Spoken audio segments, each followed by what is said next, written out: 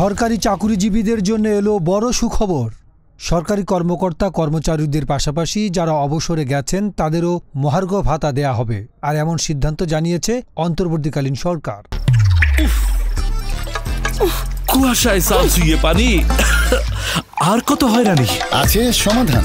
বসত ঘরে লাগাও আনোয়ার শীট, সারা ঘর থাকে শুকনা, সর্দি কাশিও থাকে দূরে। আনোয়ার শীট।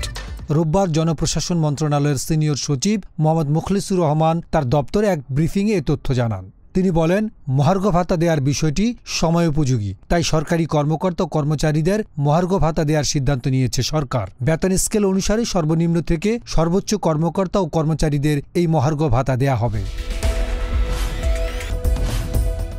তিনি বলেন, এই লক্ষ্যে একটি কমিটি গঠন করা হয়েছে। এ বিষয়ে কমিটি সুপারিশ দেবে। সাধারণত মহার্ঘ ভাতা বিশেষ পরিস্থিতিতে দেয়া হয়, তাই এই ভাতা মূল বেতনের সঙ্গে যুক্ত হয় না, ফলে তাদের বাড়ি ভাড়া সহ অন্যান্য কোনো ভাতার হেরফের হয় না। জনপ্রশাসন মন্ত্রণালয়ের তথ্য অনুযায়ী সরকারের বিভিন্ন মন্ত্রণালয়, বিভাগ, অধিদপ্তর, দপ্তর, কর্পোরেশন ও স্বায়ত্তশাসিত প্রতিষ্ঠানে প্রায় 14.5 লাখ কর্মচারী কর্মরত। চলতি 2024-25 অর্থবছরের বাজেটে তাদের বেতন ভাতা বরাদ্দ রাখা হয়েছে 81,580 কোটি টাকা।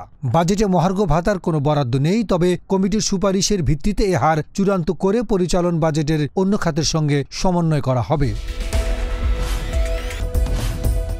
ডেস্ক রিপোর্ট, গণমানুষের আওয়াজ।